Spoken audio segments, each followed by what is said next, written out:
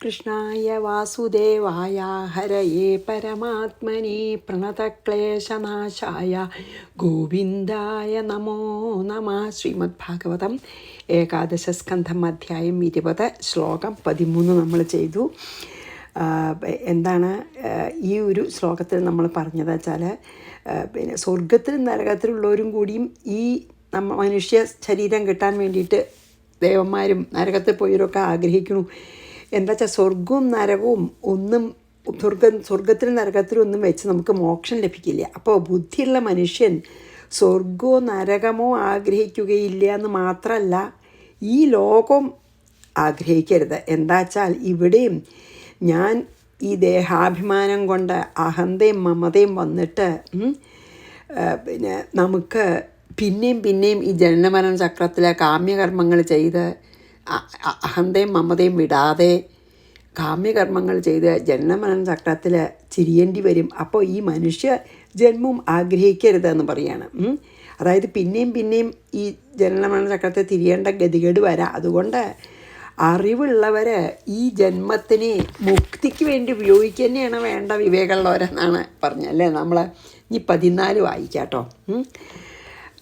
ഏതദ് വിദ്വാൻ പുരാ മൃത്യോരഭവായ ഖടേത സഹ അപ്രമത്ത ഇമം ജ്ഞാത്വാ മർത്യമപ്യർത്ഥസിദ്ധിദം.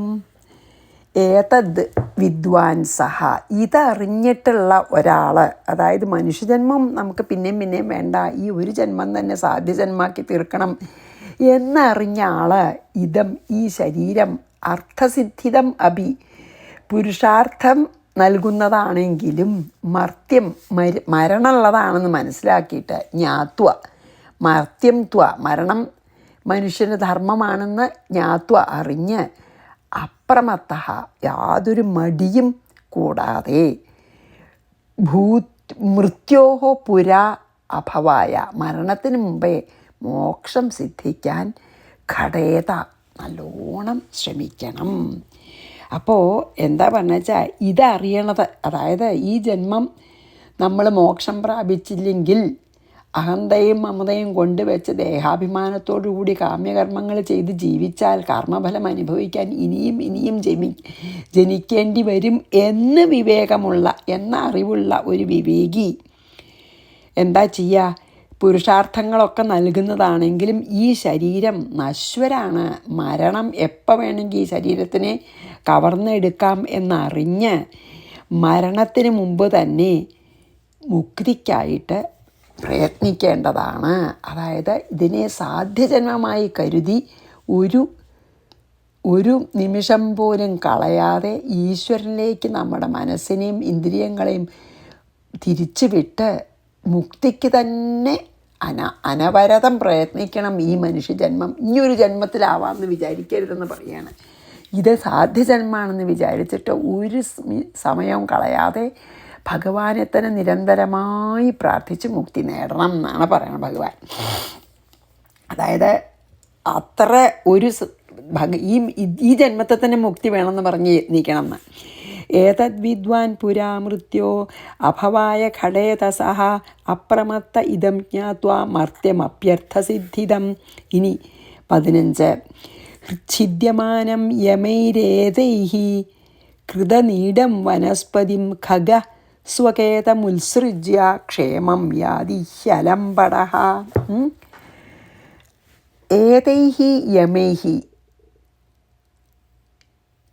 അതായത് ഏതൈഃ അല്ല ഖഗഃ യമൈഃ ഏതൈഃ, അതായത് പക്ഷി, ഖഗഞ്ച പക്ഷി, യമൈഃ ഏതൈഃ, അതായത് യമനെ പോലെ ഒരു ദയയില്ലാതെ, ഛിദ്യമാനം കൃതനീഡം വനസ്പതി, മനുഷ്യരാൽ ഒരു ദയയില്ലാതെ, യമനെ പോലെ കാലനെ പോലെ ഒരു ദയയില്ലാതെ മനുഷ്യരാൽ വെട്ടിക്കളയുന്ന, വെട്ടിക്കളയുന്നതും അവർ കൂടുകെട്ടിയതും, കൃതനീഡം കൂടുകെട്ടിയതും അവരുടെയൊക്കെ ആധാരവുമായ സ്വകേതം അവരുടെ ഗൃഹവുമായ വൃക്ഷത്തിനെ ഉത്സൃജ്യ വിട്ടിട്ട് അലംബടഹ ക്ഷേമം, അതിൽ വലിയ ശക്തിയില്ലാത്ത, വലിയ ക്ലേശമില്ലാതെ വിട്ടുപോകുന്നു. എന്താ അതിൽ പറയണമെന്നുണ്ടോ? ഒരു ഒരു ഒരു കമ്പാരിസൺ. അതോ ദയയില്ലാതെ ശരിക്കും കാലൻ്റെ സ്വഭാവമുള്ള ആൾക്കാരാൽ മുറിക്കപ്പെടുന്നതും അവനവൻ തന്നെ നിർമ്മിച്ചതും ആയ കൂട്, തനിക്ക് വാസസ്ഥലം, സ്വകേതം എന്ന് പറഞ്ഞില്ലേ, തനിക്ക് വാസസ്ഥലവുമായ ആ വനസ്പതി പറഞ്ഞ മരം, വൃക്ഷത്തിന് ഖഗഹ പക്ഷി അലമ്പട, ഇനി ഈ കൂട് വെച്ച വൃക്ഷവുമായി യാതൊരു ബന്ധമില്ല എന്ന് വിചാരിച്ച് ആ മരത്തിനെ ത്യജിച്ച് വല്ലവരും വെട്ടുമ്പോഴേ ക്ഷേമം യാതീഹി, ക്ഷേമം പ്രാപിക്കുന്നില്ലയോ. എന്താണ് ഒരു ഉദാഹരണമായിട്ട് പറയണ വെച്ചാൽ, ഇപ്പോൾ ഒരു പക്ഷി കൂടി കെട്ടിയിട്ടുള്ളൊരു വൃക്ഷം ഉണ്ടെന്ന് വിചാരിച്ചോളൂ. പിന്നെന്താണ്, വൃക്ഷത്തിൽ കൂടി കെട്ടിയിട്ട് താമസിക്കുന്ന പക്ഷി ദയയില്ലാത്ത ആൾക്കാർ വന്ന് ആ വൃക്ഷം മുറിക്കണമെന്ന് അറിയുമ്പോൾ എന്താ ചെയ്യുക? അതിനെ വേഗം ആ വൃക്ഷത്തിനെ ഉപേക്ഷിച്ച് പോവും. അപ്പോൾ അതുപോലെ എന്നാണ് പറയണത്. അതിന് വിഷമമൊന്നുമില്ല, ആസക്തി ഇല്ലാതെ ഇത് വിട്ടിട്ട് പോണു അല്ലേ. ഒരു പക്ഷി ദയയില്ലാത്ത മനുഷ്യരാൽ മുറിക്കപ്പെട്ടതും തങ്ങളുടെ വീട് സ്ഥിതി ചെയ്യുന്നതുമായ വൃക്ഷങ്ങളെ വിട്ട് അതിൽ വലിയ ആസക്തി ഇല്ലാതെ, വലിയ ക്ലേശം കൂടാതെ അതിനെ വിട്ടുപോകുന്നു. ഇനി നമുക്ക് അടുത്തതിൽ എന്താ പറയണം നോക്കാം. ഛിദ്യമാനം യമൈരേതൈ കൃതനീഡം വനസ്പതിം ഖഗ സ്വകേതമുത്സൃജ്യ ക്ഷേമം യാതിഹ്യലംബട അഹോരാത്രൈശ്ചിദ്യമാനം ബുദ്ധ്വായുർഭയവേ പഥുഃ മുക്തസംഗപരം ബുദ്ധ്വാ നിരീഹ ഉപശാമ്യതി. എന്നിട്ട് പറയാൻ എന്താ അറിയോ? അഹോരാത്രൈഹി, രാവും പകലും അനവധി രാവും പകലുകളാൽ ഛിദ്യ, ആയുസ് നശിപ്പിക്കപ്പെട്ട, ഛിദ്യമാനം ബുദ്ധ്വ, ആയസ് ഓരോ ദിവസവും നശിക്കുന്നതാണെന്ന് അറിഞ്ഞ്, അല്ലേ, ഓരോ ദിവസവും നമ്മുടെ മരണത്തിനോട് കൂടുതൽ അടുത്തടുത്ത് പോവുകയാണെന്ന് അറിഞ്ഞിട്ട് ഭവവേപഥു, ഭയത്താൽ വിറയ്ക്കുന്നവനും മുക്തസംഗ, അതുകൊണ്ട് എല്ലാ ബന്ധം വെടിഞ്ഞവനായിട്ടും നിരീഹ ആയതിനാൽ അതിലൊന്നും വലിയ കാര്യം ഉള്ളതായിട്ട് കരുതാതെയും പരം ബുദ്ധ്വ, പരമാത്മസ്വരൂപം അറിഞ്ഞ് ഉപശാമ്യതി, മോക്ഷം പ്രാപിക്കുന്നു. എന്താ പറയണ വെച്ചാൽ, അതേപോലെ തന്നെ നല്ല വിവേകമുള്ള ഒരാൾ ഓരോ രാവും ഓരോ പകലും കഴിയുമ്പോൾ നമ്മുടെ ആയുസ് നശിക്കുകയാണെന്ന് അറിഞ്ഞിട്ട്, ഭയം കൊണ്ട്, അപ്പം ഭയം ഉണ്ടല്ലോ, മരണം എന്താണെന്നറിയാത്തൊരു കാര്യമല്ലേ. അപ്പം ആ ഭയം കൊണ്ടെങ്കിലും പരമാത്മതത്വത്തിനെ ചിന്തിച്ചറിഞ്ഞ് എനിക്കിനി സമയമില്ല, ഈ ജന്മം തന്നെ എനിക്കിനി ഇതുപോലെ ജനനമരണ ചക്രത്തിലേക്ക് തിരിയേണ്ട ആവശ്യമില്ല, ദുഃഖങ്ങളും സുഖങ്ങളും കലർന്നൊരു വേറൊരു ജീവിതം വേണ്ട, എൻ്റെതാ മരണം അടുത്തടുത്ത് വരുന്നു, ഓരോ രാത്രിയും ഓരോ പകലും കഴിയുമ്പോഴും മരണത്തിനെ ഞാൻ സമീപിച്ചു കൊണ്ടിരിക്കുകയാണെന്നുള്ളത് നല്ലോണം ബോധിച്ചിട്ട് ആ ഒരു സംസാര ഭയത്തോടു കൂടി പരമാത്മതത്വത്തെ ചിന്തിച്ചറിഞ്ഞ് ഒന്നിലും ആസക്തി ഇല്ലാതെ പരമശാന്തനായി തീരുന്നു എന്ന് പറഞ്ഞാൽ ഉപശാമ്യതി പറഞ്ഞാൽ പരമശാന്തനായിട്ട് മോക്ഷത്തെ പ്രാപിക്കുന്നു എന്ന്. വിവേകമുള്ള ഒരാൾ അത് ആലോചിക്കണം എന്ന് പറയുകയാണ്. വിവേകമുള്ള ഒരാൾ, ഭഗവാൻ പറയണത്, വിവേകമുള്ള ഒരാൾ എത്ര, ഈ മർത്യന് മരണം ഒരു ധർമ്മമാണ്, ഈ ശരീരത്തിൻ്റെ ധർമ്മമാണ് മരണം, അത് സംഭവിക്കാതിരിക്കില്ല. നമുക്ക് ഇഷ്ടമുണ്ടെങ്കിലും ഇഷ്ടമില്ലെങ്കിലും ശരീരം നശിക്കുന്ന ഉറപ്പാണ്. അപ്പം അതിനു മുമ്പ് തന്നെ, അതുകൊണ്ട് എനിക്ക് ഈ ജന്മം തന്നെ എനിക്ക് കിട്ടണം എന്നുള്ള ആ ഒരു വാശിയോട് കൂടിയിട്ടും, മരണഭയം ഉണ്ടെങ്കിൽ മരണഭയവും സംസാരഭയവും രണ്ടും കാരണം, എങ്ങനെയെങ്കിലും എനിക്ക് ഈ ജന്മം തന്നെ മോക്ഷം വേണമെന്ന് പറഞ്ഞ് വിവേകമുള്ള ഒരാൾ പരമാത്മതത്വത്തെ അറിയാനുള്ള എല്ലാ പരിശ്രമവും ചെയ്ത് അനാസക്തനായിട്ട് പരമശാന്തനുമായി തീരുന്നു. മീൻസ് മോക്ഷം തന്നെ പ്രാപിക്കും. അഹോരാത്രൈശ്ചിദ്യമാനം ബുദ്ധ്വായുർഭയവേ പഥു മുക്തസംഗപരം ബുദ്ധ്വാ നിരീഹ ഉപശാമ്യതി. എന്നാൽ ഇത്ര ദുർലഭമായിട്ടുള്ള മനുഷ്യദേഹം കിട്ടിയിട്ടും അതിനുവേണ്ടി യത്നിക്കാത്തവരെ ഭഗവാൻ ശരിക്ക് പറയാച്ചാൽ കഷ്ടം എന്ന് പറഞ്ഞ് നിന്ദിക്കണമെന്നുണ്ടതാണ് 17 കേട്ടോ.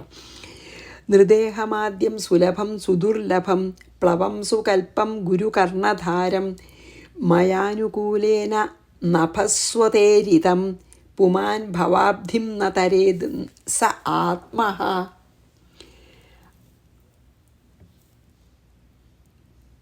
ആദ്യം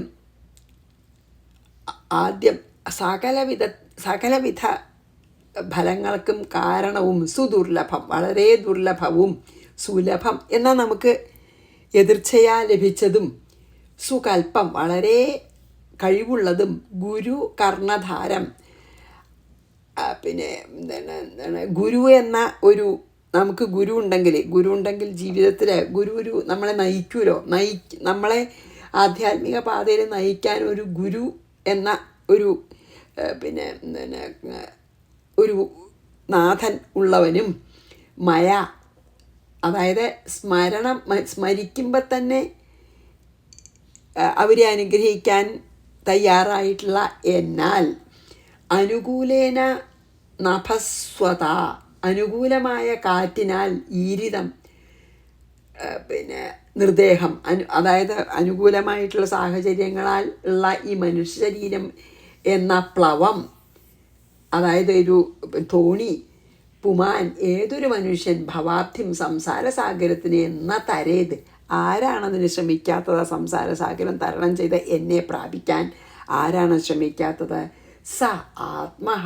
ശരിക്കും പറയാച്ചാൽ അയാൾ ആത്മഹത്യ ചെയ്യുന്നതിന് തുല്യമാണെന്ന് ആണ് പറയണത്. അതായത് ഇത്ര ദുർലഭവും ഇത്ര നമുക്ക് എതിർച്ചയാ കിട്ടിയതുമായിട്ടുള്ള ഈ മനുഷ്യദേഹം ഉപയോഗിച്ചിട്ട് മോക്ഷത്തിന് ശ്രമിക്കാതിരിക്കണത് ശരിക്കും പറയാച്ചാൽ അത്ര നിന്ദാർഹമാണെന്നാണ് ഭഗവാൻ പറയണത്. അതാണ് എന്താ പറഞ്ഞാൽ ഈ എല്ലാ ശ്രേയസ്സുകൾ വരാനും കാരണം ആയിട്ടുള്ളതും നമുക്ക് എല്ലാ ശ്രേയസ്സുകളും നമുക്ക് കിട്ടാൻ കാരണമാകാൻ സാധിക്കുന്നതും വളരെ ദുർലഭമായിട്ട് കിട്ടാൻ വളരെ വിഷമമുള്ളതും എന്നാൽ ഭഗവാന്റെ കാരുണ്യം കൊണ്ട് ഇപ്പോൾ നമുക്ക് എതിർച്ചയാ കിട്ടിയതുമായ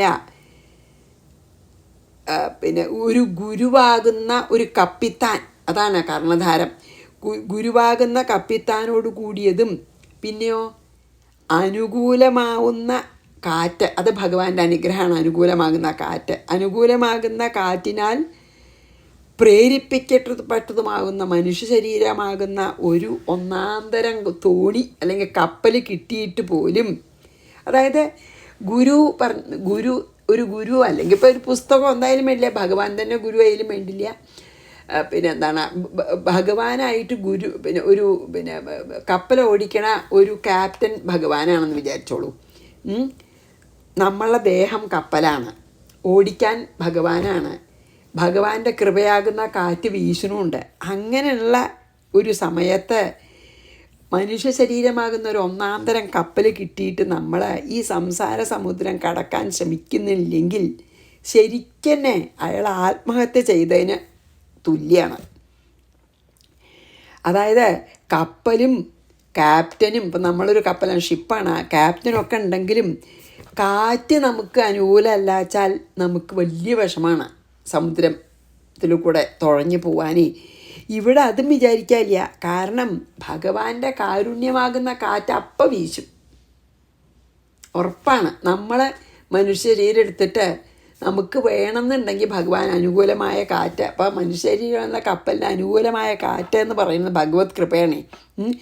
അത് പേടിക്കേണ്ട, ഇല്ലാതിരിക്കുമെന്ന്. ഭഗവാൻ കരുണാസാഗരനാണ്, ഭക്തവത്സലനാണ്. അതുകൊണ്ട് ഭഗവാന്റെ കൃപയായിട്ടുള്ള കാറ്റ് വരാതിരിക്കില്ല. അതൊരിക്കലും അവനവന് നമുക്ക് വേണമെന്നുണ്ടെങ്കിൽ ഭഗവാന്റെ കാറ്റ് പ്രതികൂലമാവില്ല, ഉറപ്പാണ്. അതുകൊണ്ട് നമ്മൾ യത്നിക്കണം, നമ്മൾ അതിനു വേണ്ടി ശ്രമിക്കണം എന്ന് മാത്രം. അതുപോലും ചെയ്യാത്ത ആൾ ശരിക്കും ആത്മഹത്യ ചെയ്യുന്നതിന് തുല്യമാണെന്ന്.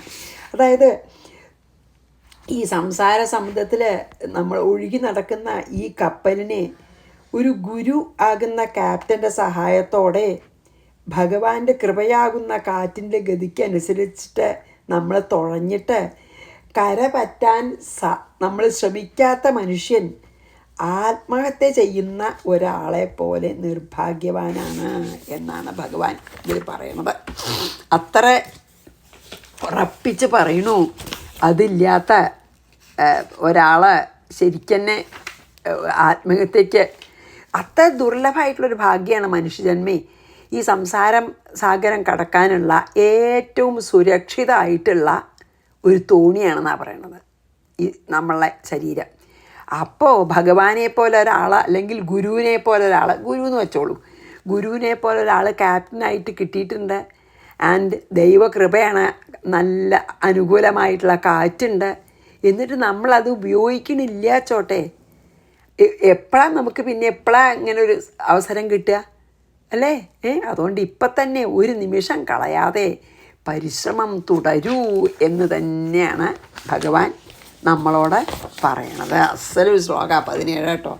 നമ്മളെ ശരീരം തോണി, ഗുരുവോ ഭഗവാൻ തന്നെയോ അല്ലെങ്കിൽ ഗുരു തത്വമോ എന്താ വെച്ചാൽ അത് ക്യാപ്റ്റൻ, ഭഗവാന്റെ കൃപ കാറ്റ്, പിന്നെന്ത് വേണം അല്ലേ? നിർദേഹമാദ്യം സുലഭം സുദുർലഭം പ്ലവം സുകൽപ്പം കുരു കർണധാരം. ഗുരുവാണ് എൻ്റെ ക്യാപ്റ്റനെ. മയാനുകൂലേന, ഭഗവാന്റെ ഞാനാണ് അനുകൂലമാകുന്ന കാറ്റ്, അതായത് ഭഗവാന്റെ കൃപ എന്നർത്ഥം. മയാനുകൂലേന നഭസ്വതേരിതം പുമാൻ ഭവാബ്ദ്യം ന തരേത് സ ആത്മഹ. ആത്മഹത്യക്ക് തുല്യമാണ്. ആത്മഹത്യ ചെയ്യുന്നതിന് തുല്യം നിന്ദ്യമാണ് അയാളുടെ പ്രവൃത്തി, അതിന് ശ്രമിക്കാത്തത് എന്നാണ് 17 പറഞ്ഞത്. ഇനി നമുക്ക് 18 നോക്കാം. 18 യദാരംഭേഷു നിർവിണ്ണോ വിരക്ത സംയതേന്ദ്രിയഃ അഭ്യാസേനാത്മനോ യോഗി ധാരയേത് അചലം മനഃ. 18 യഥാ എപ്പോൾ, ആരംഭേഷു അതായത് ആരംഭേഷു നിർവിണ്ണ, കർമ്മങ്ങളിൽ നിർവിണ്ണനായും, വിരക്ത അതുകൊണ്ട് കർമ്മഫലങ്ങളിൽ വൈരാഗ്യമുള്ള, അതൊക്കെ കർമ്മം ചെയ്യാൻ വലിയ ഉത്സാഹമൊന്നുമില്ല, അപ്പോൾ കർമ്മഫലങ്ങളിലും വലിയ ആഗ്രഹങ്ങളില്ല, അങ്ങനത്തെ യോഗിയായവൻ സംയതേന്ദ്രിയ, ഇന്ദ്രിയങ്ങളെ അടക്കി, ആത്മനഃ ആത്മാവിന് വേണ്ടി, അഭ്യാസേന അനുസ്യൂതം അതായത് നിരന്തരമുള്ള ചിന്തയാൽ ആത്മാവിനെ, പരമാത്മാവിനെ തന്നെ നിരന്തരം ധ്യാനിച്ച്, മനഃ മനസ്സിനെ അചലം ധാരയത് സ്ഥിരമായ സ്ഥാനത്തു തന്നെ നിലനിർത്തണം. എന്താ പറയുക വെച്ചാൽ, എപ്പോഴാണ് നമുക്ക് കർമ്മങ്ങൾ ചെയ്ത് മടുക്കണത്, ഇനി കർമ്മമൊന്നും ചെയ്യണ്ടെന്ന് തോന്നും. എന്തുകൊണ്ടാണ്? കർമ്മഫലം ഒന്നും ശാശ്വതമല്ല എന്നൊക്കെ മനസ്സിലാക്കിയിട്ട്. അതായത് ഇവിടെ ചെയ്ത് നമുക്ക് കിട്ടുന്ന ഒരു ഫലവും ശാശ്വതമല്ല, ഇനി ഇവിടെ ചെയ്ത ഫലം കൊണ്ട് കിട്ടുന്ന പിന്നെ സ്വർഗാദി ലോകങ്ങളും ശാശ്വതമല്ല എന്ന് മനസ്സിലായിട്ട് എപ്പോഴാണ് കർമ്മങ്ങളിൽ മടുപ്പും കർമ്മഫലങ്ങളിൽ ആഗ്രഹവും ഇല്ലാതായിത്തീരുന്നത്, അപ്പോൾ ആ യോഗി ഇന്ദ്രിയങ്ങളെ ജയിച്ച് നിരന്തരമായിട്ടുള്ള പരമാത്മതത്വത്തിനെ, നിരന്തരമായിട്ടുള്ള ധ്യാനം കൊണ്ട് പരമാത്മാവിനെ നിരന്തരം ധ്യാനിച്ച് മനസ്സിനെ നിശ്ചലമാക്കിയിട്ട് ഇരിക്കണം. സ്ഥിരമായിട്ട് മനസ്സിനെ നിർത്തണം എന്ന് പറയുകയാണ് ഇതിലേട്ടോ.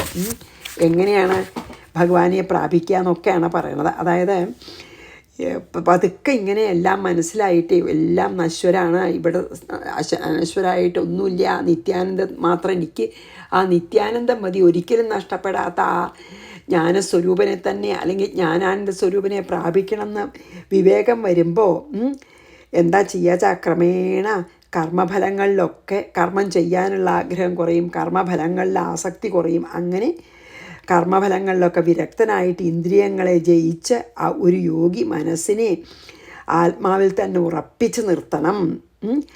അങ്ങനെ പിടിച്ചു നിർത്താൻ ശ്രമിക്കുമ്പോൾ ചിലപ്പോൾ മനസ്സ് വിട്ടു പോകുമ്പോൾ അതിനൊക്കെ തിരിച്ചു കൊണ്ടുവന്ന ആത്മാവിൽ തന്നെ ഉറപ്പിക്കണം. അങ്ങനെ പരമശാന്തനായിട്ടിരിക്കണം എന്നാണ് പറയണത് കേട്ടോ. മനസ്സിന് നമ്മളങ്ങനെ ഒരിക്കലും കെട്ടഴിച്ച് വിടാൻ സമ്മതിക്കരുതെന്നാണ് പറയണത്. ഇനി നമുക്ക് 19 കേട്ടോ. അതായത് മനസ്സിനെ നിയന്ത്രിക്കണ കാര്യമാണ് എനിക്ക് പറയണത്. അതായത് ഇങ്ങനെ പറഞ്ഞല്ലോ, കർമ്മങ്ങളിലൊക്കെ വിരക്തി വന്ന് ഇങ്ങനെ ഭഗവാനെ തന്നെ സദാ നിരന്തരം ധ്യാനിച്ച് മനസ്സിനെ, ഇന്ദ്രിയങ്ങളെ ജയിച്ച് നിശ്ചലനായിട്ട് ഭഗവാനെ ധ്യാനിച്ചിരിക്കണം എന്ന് പറഞ്ഞതിന് ശേഷം മനസ്സിനെ നിയന്ത്രിക്കാൻ നമുക്ക് പിന്നെ നല്ലോണം ബുദ്ധിമുട്ട് വരാം. അതിനെ പിടിച്ചു കൊലിച്ച് കൊണ്ടുവരണം എന്ന് പറയാം കേട്ടോ 19. യഥാരം 18 വായിക്കാം. യഥാരംഭേഷു നിർവിണ്ണോ വിരക്ത സംയതേന്ദ്രിയ അഭ്യാസേനാത്മനോ യോഗി ധാരയേത് അചലം മനഃ ധാര്യമാണം മനോയർഹി ഭ്രാമ്യദാശ്വനവസ്ഥിതം അതന്ത്രിതോനുരോധേന മാർഗേണ ആത്മവശം നയേത്. 19 ധാര്യമാണം മനഃ അങ്ങനെ നിലനിർത്തിയത്, അതായത് ഭഗവാനിൽ തന്നെ പരമാത്മാവിലേക്ക് തന്നെ തിരിച്ചു വിട്ടിട്ടുള്ള മനസ്സിനെ അങ്ങനെ നിലനിർത്തിയിട്ട് അങ്ങനെ നിലനിർത്തിക്കൊണ്ട് മനസ്സിനെ നല്ല പിടിച്ച് വെച്ചിരിക്കുകയാണെന്ന് വിചാരിച്ചോളൂ. യർഹി എപ്പോൾ അശുഭ്രാമ്യത് അത് പിന്നെയും മനസ്സ് നമ്മളെ വിചാരങ്ങൾ മനസ്സ് നമ്മളെ നിയന്ത്രണത്തിലല്ലാതായി തീരുന്ന സമയത്ത് അത് പോകുമ്പോൾ ചുറ്റി തിരിയാൻ തുടങ്ങുമ്പോൾ അനവസ്ഥിതം എപ്പോഴാണ് അത് അനവസ്ഥിതം നമ്മുടെ മനസ്സ് ചുറ്റിത്തിരിയാൻ തുടങ്ങണത്? അപ്പോൾ അതന്ത്രിത മടിയില്ലാതെ ആലസ്യമില്ലാതെ, അതന്ത്രിതൻ എന്ന് പറഞ്ഞാൽ അതാണ്, അനുരോധേന മാർഗേണ അതിൻ്റെ ആഗ്രഹം തൃപ്തിപ്പെടുത്തുന്ന മാർഗത്തിൽ അതിനെ അനുസരിച്ച് ആത്മവശം നയത് പിന്നെ തനിക്കെന്നെ അധീനനായി തിരിച്ചു കൊണ്ടുവരണം എന്ന് പറയുകയാണ്. എന്താ വെച്ചാൽ ഇങ്ങനെ നിയന്ത്രിച്ച് വെച്ചിട്ടുള്ള മനസ്സ് എപ്പോഴാണ് നമ്മുടെ നിയന്ത്രണം വിട്ട് പിന്നെയും ചുറ്റിത്തിരിയാൻ തുടങ്ങണത്? അപ്പോൾ ആ സാധകൻ നല്ല ശാന്തനായിട്ട് അരുതാത്ത വിഷയങ്ങളെ പിന്നെ കുറച്ചൊക്കെ സമ്മതിച്ചുകൊണ്ട് പതുക്കെ മനസ്സിനെ തിരിച്ച് ഇങ്ങടന്നെ കൊണ്ടുവരണം. ഏതിലേക്ക്? പരമാത്മ ചിന്തയിലേക്ക് തന്നെ കൊണ്ടുവരണം എന്ന് പറയുകയാണ്. അതായത് നമ്മളിങ്ങനെ നിയന്ത്രിച്ച് നിർത്തിയ മനസ്സ് ചിലപ്പോൾ നമ്മുടെ നിയന്ത്രണത്തിലല്ലാതെ ഓടിപ്പോവും. അപ്പോൾ കുറച്ചൊക്കെ ഓടിപ്പോയി സമ്മതിച്ചാലും അതിനെ അനുനയിക്കണം, നല്ലോണം നമ്മളെ ആ മനസ്സിനെ വേദനിപ്പിക്കാതെ എന്ന് പറയാം. എന്താ വെച്ചാൽ മനസ്സിനെ അങ്ങനെ ഭയങ്കര ദേഷ്യത്തോടു കൂടി അടക്കാൻ ശ്രമിച്ചിട്ട് കാര്യമില്ല, മനസ്സൊന്നും കൂടിയും പോവേ. അപ്പം നല്ല പതുക്കെ പോയിട്ട് അനുരോധ മാർഗത്തിലൂടെ എന്നാണ് പറയണത്. അതായത് പതുക്കെ അതിനെ കുറച്ചൊക്കെ ആഗ്രഹം തൃപ്തിപ്പെടാൻ സമ്മതിച്ചുകൊണ്ട് പതുക്കെ അതിൻ്റെ മനസ്സിൻ്റെ അതിനെ അനുസരിച്ച് പതുക്കെ തിരിച്ച് കൂട്ടിക്കൊണ്ടിരണം എന്ന് അതാണ് പറയണത്.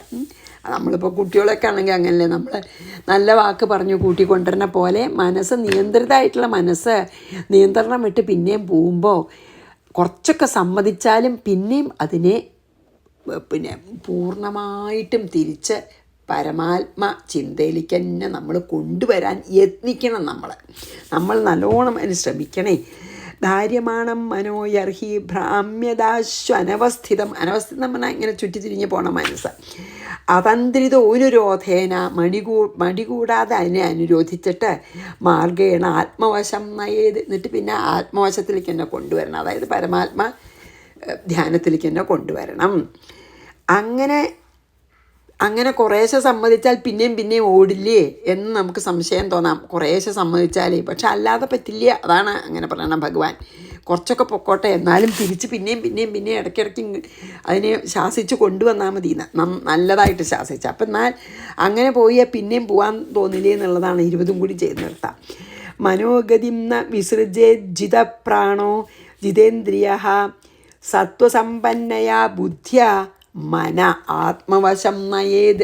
അപ്പോൾ പറയണം എന്താണറിയോ, മനോഗതി മനസ്സിനെ ഇഷ്ടം പോലെ അലയാൻ വിസൃജേത് വിടരുത്. ജിതപ്രാണ പ്രാണിനെ ജയിച്ചവനായും, അതായത് പ്രാണായാമമൊക്കെ ചെയ്തിട്ടേ അപ്പോൾ മനസ്സ് നല്ലോണം അടങ്ങും പ്രാണായാമം കൊണ്ട്.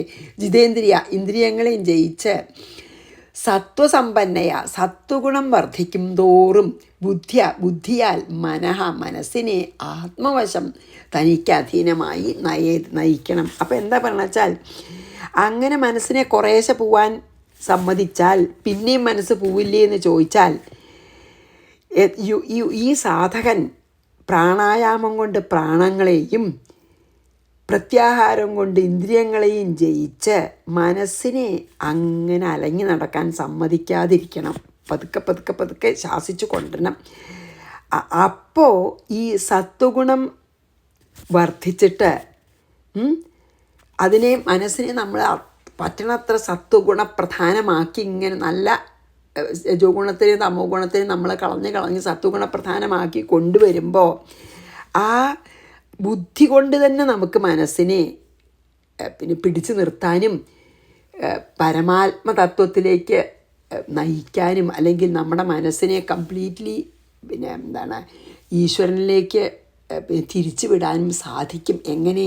നമ്മുടെ സത്വഗുണം വർദ്ധിക്കുമ്പോൾ. അപ്പോൾ സത്വഗുണം വർദ്ധിക്കുന്ന സമയത്ത് ബുദ്ധി തന്നെ അത് മനസ്സിനെ നിയന്ത്രിച്ചോളൂ എന്ന് പറയണം. നിയന്ത്രിച്ച് കൊണ്ടുവരും. മനസ്സന്നെ ബുദ്ധി തന്നെ പറയും വേണ്ട, അത് വേണ്ട. അതാണ് സത്വഗുണം വർദ്ധിക്കുമ്പോൾ നമുക്ക് ഈ കർമ്മങ്ങൾ ചെയ്യണം, ഫലം കിട്ടണം എന്നുള്ള രജോ ഗുണമൊന്നുമില്ല. പിന്നെ മടി, ആലസ്യം, അസൂയ, വേണ്ടാത്ത ഒന്നും ഇല്ലാണ്ടേ ഊരോ സത്വഗുണം. അപ്പം ബുദ്ധിക്ക് തന്നെ ഈ വിഷയങ്ങളുടെ പിന്നാലെ പോണത് വേണ്ട തോന്നി. അപ്പോൾ ബുദ്ധി തന്നെ പറയും മനസ്സിനോട് വേണ്ട. മറ്റത് ബുദ്ധിക്ക് ഇഷ്ടമാണതേ. അപ്പോൾ ബുദ്ധി മനസ്സിനെ നിയന്ത്രിക്കാൻ തുടങ്ങും സത്വഗുണം വർദ്ധിക്കുമ്പോൾ. കാരണം ആഗ്രഹങ്ങളൊന്നുമില്ല വേറെ. നല്ല സത്വഗുണം വർദ്ധിക്കുമ്പോൾ, നല്ല സാത്വികനാവുമ്പോൾ ഈ വിഷയസുഖങ്ങളുടെ പിന്നാലെ പോണ മനസ്സിനോട് വേണ്ടാന്ന് പറഞ്ഞ് ബുദ്ധിനെ പിടിച്ചുകൊണ്ടിരുന്നാണ് പറയുന്നത് സത്വഗുണം വർദ്ധിച്ച. അത് വളരെ ശരിയാ തോന്നുക ആലോചിച്ചാൽ അല്ലേ. കാരണം രജോ ഗുണവും തമോ ഗുണവും ഇല്ല, കുറവാണെന്ന് വെച്ചാൽ ഈ സത്വഗുണം ഉള്ളവർക്ക് അതിലൊന്നും ഇൻട്രസ്റ്റ് ഇല്ല. അപ്പോൾ നമ്മൾ സത്വഗുണ ബുദ്ധി തന്നെ മനസ്സിനോട് പറയും വേണ്ട. അഥവാ പോയാലും പറയും എന്താ അതുകൊണ്ടൊന്നും ഒരു കാര്യമില്ല, ഒരു രസമില്ല എന്ന് പറഞ്ഞ് നമുക്ക് തന്നെ ചിലപ്പോൾ അത് തോന്നുമല്ലോ അല്ലേ. നമ്മൾ ചില കാര്യങ്ങൾ നമുക്ക് എന്താ അതൊക്കെ അങ്ങനെ എന്ത് കണ്ടിട്ടും ഇതൊക്കെ ഒന്നും വേണ്ട, നമുക്ക് മിണ്ടാണ്ട് നല്ല അങ്ങനെ ബുദ്ധി. അതാണ് ഇതിൽ പറയണത്. വളരെ നന്നായി പറഞ്ഞു. സത്വഗുണം വർദ്ധിക്കുമ്പോൾ ബുദ്ധി കൊണ്ട് തന്നെ മനസ്സിനെ നമുക്ക് ആത്മസ്വരൂപത്തിലേക്ക് തിരിച്ചു കൊണ്ടുവരാൻ സാധിക്കും എന്ന് പറയണം. അപ്പോൾ സത്വഗുണം വർദ്ധിപ്പിക്കേണ്ടത് വളരെ പ്രധാനം അല്ലേ. അല്ലാതെ ഇഷ്ടം പോലെ അലങ്ങി നടക്കാൻ സമ്മതിച്ചാൽ പിന്നെ നമ്മുടെ നിയന്ത്രണത്തിൽ കൊണ്ടുവരാൻ തന്നെ പറ്റില്ലേ. അതാണ് മനോഗതിം നവിസജേ ജിതപ്രാണോ ജിതേന്ദ്രിയ സത്വസമ്പന്നയാ ബുദ്ധ്യ മന ആത്മവശം നയേത്. അങ്ങനെ ഭഗവാൻ പറയണം നമ്മുടെ പ്രയത്നവും കുറച്ച് വേണം. ഭഗവാന്റെ കൃപയാകുന്ന അനുഗ്രഹം ഉണ്ടെങ്കിൽ പറ്റൂലോ അല്ലേ. അപ്പോൾ ഇവിടെ നിർത്താം. ശ്രീകൃഷ്ണാർപ്പണമസ്തു. സർവത്ര ഗോവിന്ദനാമ സങ്കീർത്തനം. ഗോവിന്ദ ഗോവിന്ദ. ഗുരുവായൂരപ്പാ ശരണം. സമസ്താപരാധം ക്ഷമസ്വമേ.